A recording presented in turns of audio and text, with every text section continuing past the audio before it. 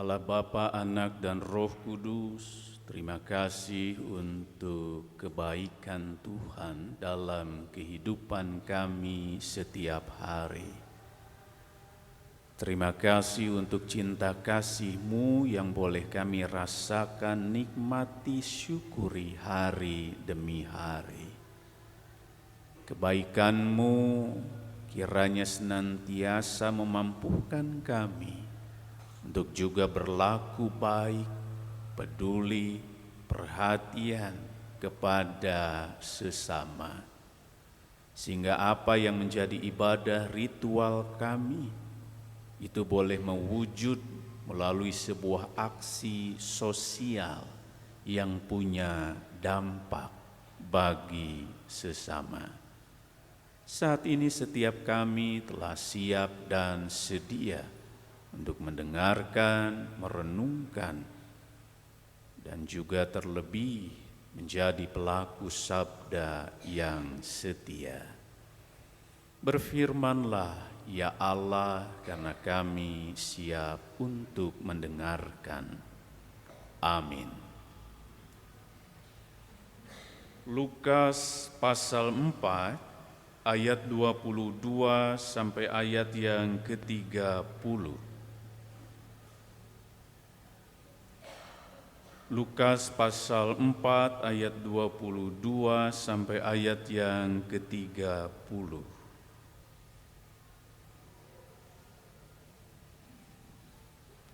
Semua orang itu membenarkan dia, dan mereka heran akan perkataan penuh rahmat yang diucapkannya. Lalu kata mereka, bukankah ia ini anak Yusuf?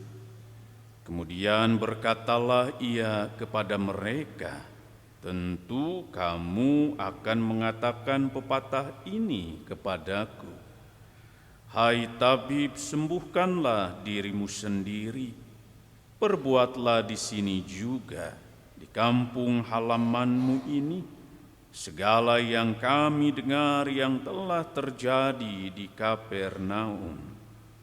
Katanya lagi, sesungguhnya aku berkata kepadamu, tidak ada nabi yang diterima di kampung halamannya. Aku berkata kepadamu dan kataku ini benar.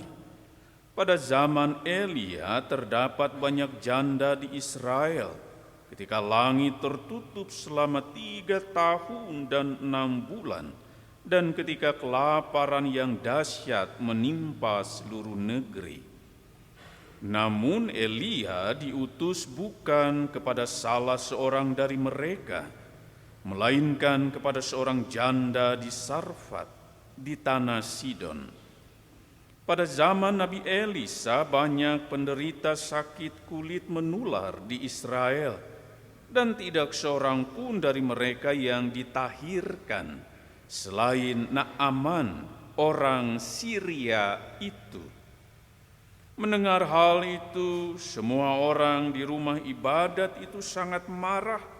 Mereka bangkit, lalu menghalau Yesus keluar kota dan membawa dia ke tebing gunung tempat kota itu terletak, untuk melemparkan dia dari tebing itu. Tetapi ia lewat di tengah-tengah mereka lalu pergi. Berbahagialah setiap kita yang mendengar, memelihara, dan melakukan firman Tuhan di dalam kehidupan kita setiap hari. Haleluya.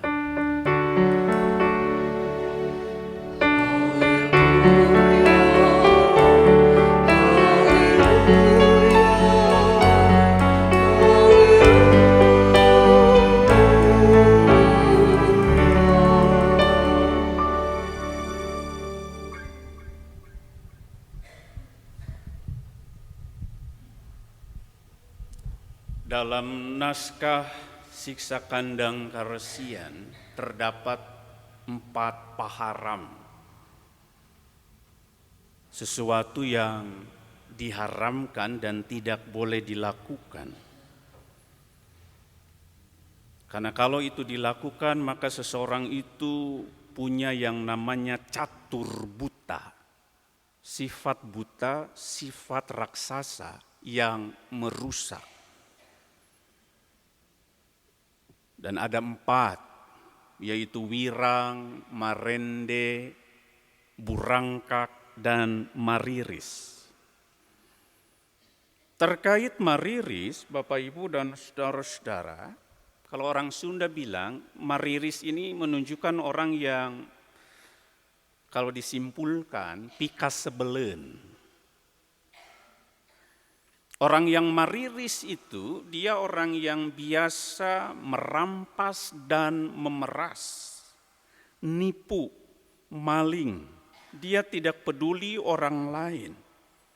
Dia tidak punya kepekaan sosial.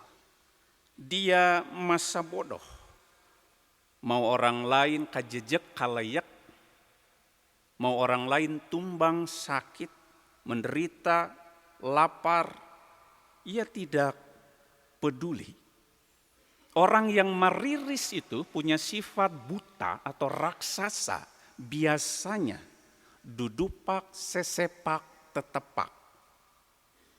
Dan dia tidak punya kesadaran diri, dan dia tidak memiliki kecerdasan sosial, apalagi kecerdasan spiritual. Dia orang yang antisosial, mariris. Sehingga mariris itu menjadi bagian dari sifat catur buta. Nah, Bapak, Ibu, dan saudara-saudara, tentu sebagai orang percaya, sifat mariris ini mengerikan. Kalau orang percaya atau gereja justru menjadi lembaga yang mariris. Karena kalau gereja mariris, maka gereja itu akan diam, cicing. Gereja itu tidak memiliki kepedulian, perhatian, kecintaan pada sesama yang tertindas, yang mengalami ketidakadilan, yang mengalami diskriminasi. Tetapi justru sebaliknya, gereja menjadi pelaku. Dan dalam hal ini juga orang percaya bisa terjebak berlaku mariris. Bacaan kita, Bapak, Ibu, dan saudara-saudara, bacaan yang menarik karena kehadiran Yesus setelah dia berpuasa 40 hari, lalu ia mulai mengajar, ia mulai melakukan pelayanannya. Dan ketika ia mengajar dalam catatan Lukas, sebenarnya apa yang ia ajarkan, pertama-tama itu mendapatkan respon yang baik. Ada banyak orang ketika itu tertarik dan kagum ketika Yesus membuka gulungan kitab Yesaya yang mengingatkan kita untuk memperhatikan yang miskin, membebaskan yang berada dalam penjara, untuk kita bisa peduli dan perhatian pada orang lain. Ada banyak orang ketika itu sangat kagum dan membenarkan apa yang Yesus sampaikan dan ajarkan. Tetapi kemudian catatan yang kita baca, ayat 22, semua orang itu membenarkan dia, membenarkan apa yang Yesus sampaikan, dan mereka heran akan perkataan penuh rahmat. Mereka mengakui Yesus mengatakan perkataan yang penuh rahmat, Yesus begitu sangat berhikmat dalam ucapan dan pengajarannya. Tetapi tidak lama setelah itu ada semacam keraguan, bukankah ia ini anak Yusuf?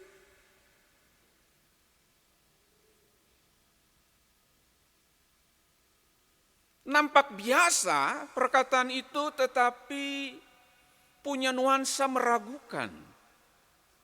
Yesus anak Yusuf. Ketika memang dalam konteks bacaan kita, Yesus sedang kembali ke kampungnya. Ini Yesus anak Yusuf, anak si tukang kayu, anak orang biasa.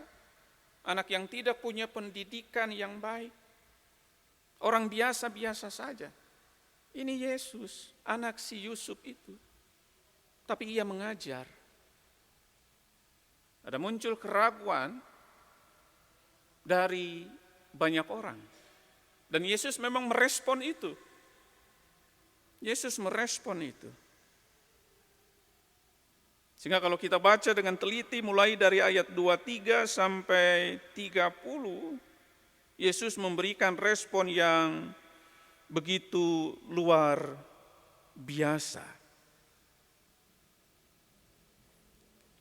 Karena Yesus tahu Bapak Ibu dan saudara-saudara, orang-orang yang hadir ketika itu berawal dari keraguan, justru mereka hendak menolak apa yang Yesus sampaikan.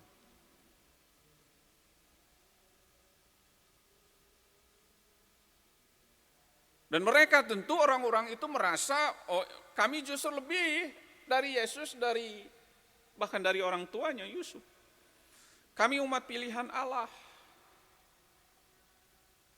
Kami tahu, hafal Taurat, kami rajin beribadah. Tetapi kemudian Yesus justru mengingatkan mereka. Ayat 25. Aku berkata kepadamu dan kataku ini benar pada zaman Elia terdapat banyak janda di Israel ketika langit tertutup selama 3 tahun 6 bulan dan ketika kelaparan dahsyat menimpa seluruh negeri.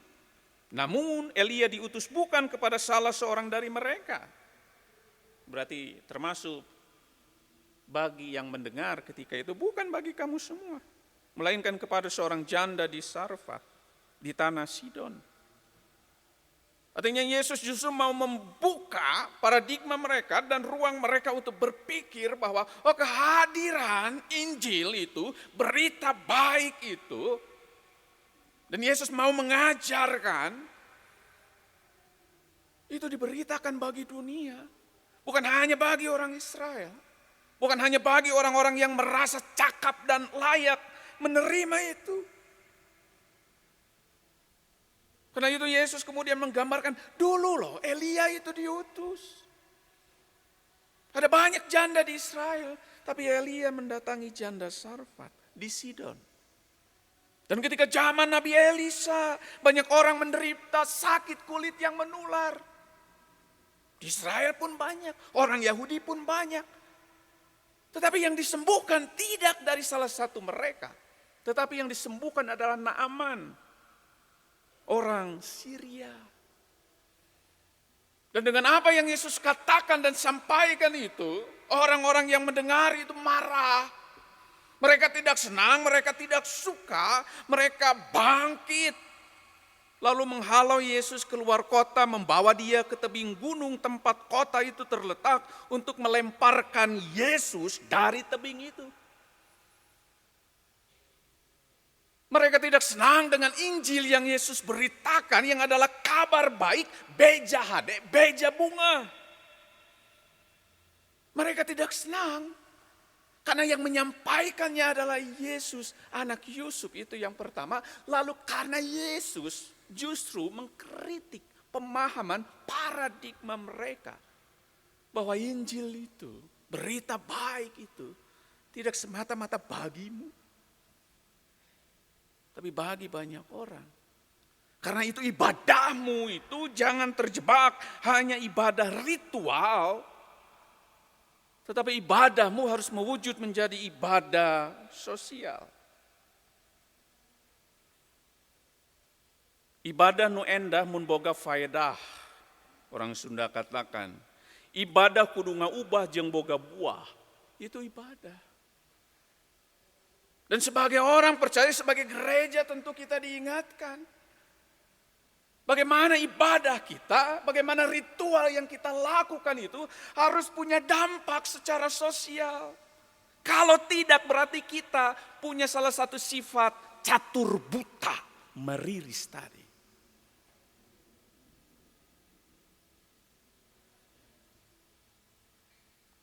Apakah ibadah-ibadah kita mengubah gereja dalam artian orang percaya menjadi lebih peduli, menjadi lebih punya rasa simpati, empati, kasih, kepedulian kepada orang lain, atau gereja hare-hare? Tengteingan, gereja geus loba dibere tapi hare-hare.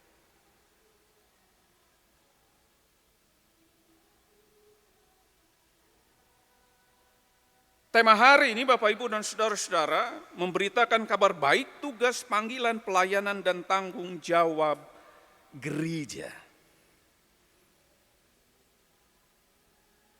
Dan hari ini kita melihat bagaimana pelayanan Yesus punya dimensi sosial yang sangat kuat.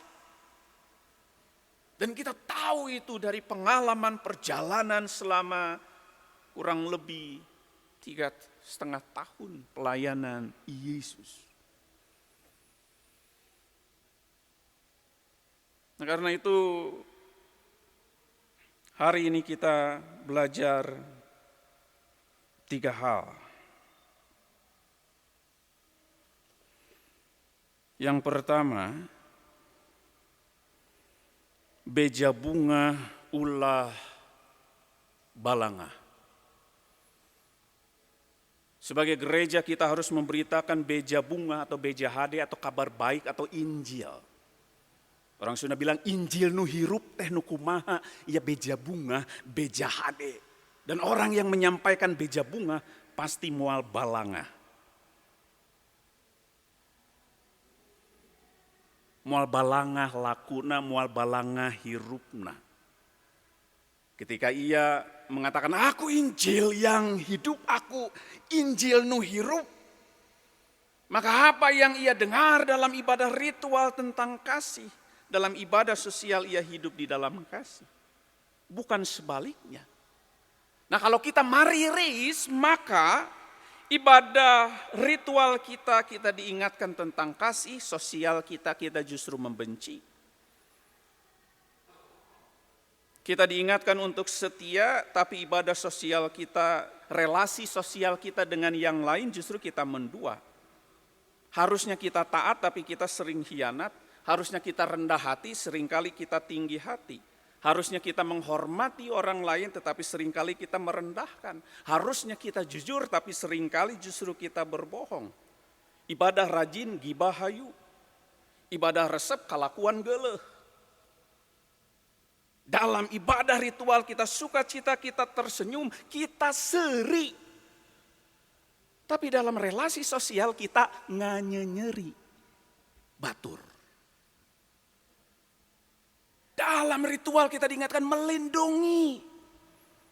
Tapi dalam kehidupan sehari-hari seringkali kita justru menindas orang. Relasi sosial kita menjadi rusak. Dalam ibadah ritual kita diingatkan, mari kita memberi. Tapi dalam relasi sosial justru kita merampas, menindas orang lain.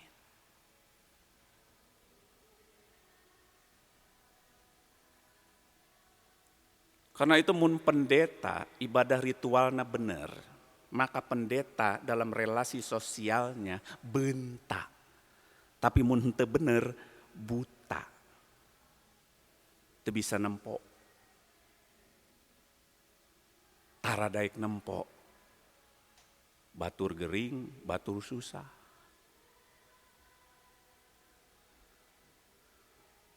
Mun penatua,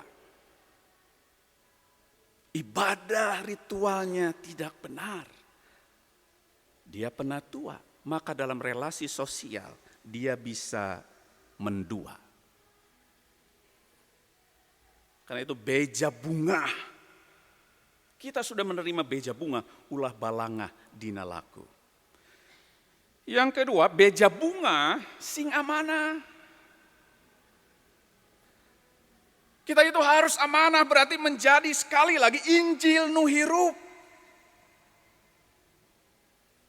Karena itu ibadah kita harus mengubah bukan hanya diri kita, tetapi juga banyak hal. Karena itu gereja itu harus gelisah.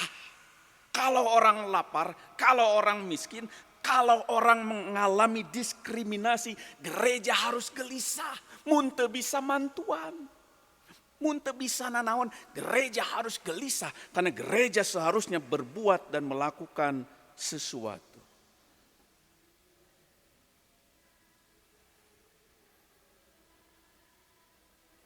Lain cicing tapi nyaring. Nyaring itu bangun, hudang. Karena percuma dalam ritual kita berbicara kasih, tapi nggak pernah ngasih. Nggak pernah ngasih. Hayang ngoy dikasih. Sabar, nggak pernah sabar. Beja bunga sing amanah. Amanah berarti melakukan. Yang ketiga, dan ini menjadi bagian terakhir, beja bunga kudu nyaah.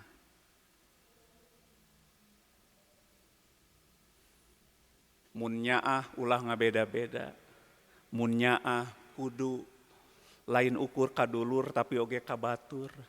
Kasaderek oge kabaraya. Anu eueuh oge kanu aya. Lain nu aya wae anu dipika nyaah teh. Tapi anu eueuh nu teu boga nanaon. Dan beja bunga itu beja hade kudunya. Maka perhatikan banyak orang, jangan beda-bedakan. Hargai setiap orang, perlakukan dengan setara. Walaupun kadang kala gereja tidak melakukan anggota jemaatnya dengan setara. Tapi bukan di GKP. Ada istilah gini Bapak Ibu, ini hanya satu contoh kecil. Apa bedanya pupus, maot, paeh, dan yang terakhir MDR. Saya nggak tega ngucapinnya. Mod gitu ya. Kalau yang pupus, orang akan hadir banyak. Penatua nu teu bisa hadir. Pendeta bisa hadir, eta nu pupus. Banyak pinuh, paduan suara loba. Tapi anu maot, aya nu datang, aya nu henteu. Aya paduan suara, aya henteu. Anu paeh kumaha? Ngan hiji dua nu datang, nu ngalongok. Tidak ada pujian. Kalau alasan umat misalnya mengatakan karena saya kurang dekat, kurang hafal, bisa dimengerti. Tapi kalau alasannya justru para pelayan, pendeta terutama, nggak hadir, itu mariris berarti. Pendetanya mariris. Atau penatua berpikir di jemaat lain, ini beda area, beda sektor, terdatang, berarti mariris. Bagaimana dalam mewartakan beja bunga, beda hade itu, kita harus memperlakukan orang dengan setara. Jangan tergantung dia siapa, dia kaya, dia jabatannya apa, posisinya apa, pengaruhnya apa. Layanilah dengan setara, layanilah dengan pelayanan yang sama, dengan kualitas yang sama. Entah itu orang berada atau orang tidak berada. Itulah ibadah ritual yang menjadi sosial. Ketika kita memperlakukan, menempatkan orang lain itu setara dengan penuh hormat, dengan penuh cinta, tanpa memandang dia itu siapa. Dan harus diawali dari pelayanan dalam konteks gereja. Karena kalau dalam pelayanan gereja masih ada pengkategorian pupus, paeh, maot, jeung modar. Repot. Maka dalam relasi sosial, kecenderungan kita akan memilah, membeda-bedakan. Oh saya mah hormatnya kasih A, si A mah loba duit. Oh saya mah ngunjungina kasih B, dan mun di si B mah osok disuguhan. Aya saksang, aya naon lauk arsik, aya bakmi gomak, aya empe-empe, aya baso, aya bala-bala. Gitu. Beja bunga berdampak pada kudu nyaah. Mun urang bisa nyaah ka semua orang, mawa ngenah pasti genah. Dan gereja harus terus diingatkan akan itu. Karena tema kita sekali lagi mengingatkan memberitakan kabar baik, tugas panggilan pelayanan dan tanggung jawab sosial gereja. Ingat gereja nggak sloba dibere ulah hare-hare, gereja nggak sloba dibere kudu malire, gereja nggak sloba dibere entong sare wae, cicing wae. Dalam bahasa yang lebih lugas, entong ngajedog wae. Da jojodog mah moal kamana-mana.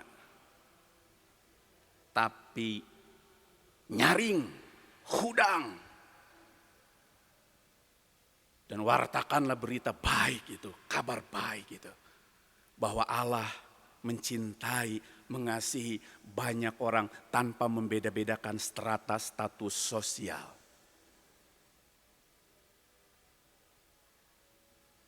Dan gereja harus seperti itu.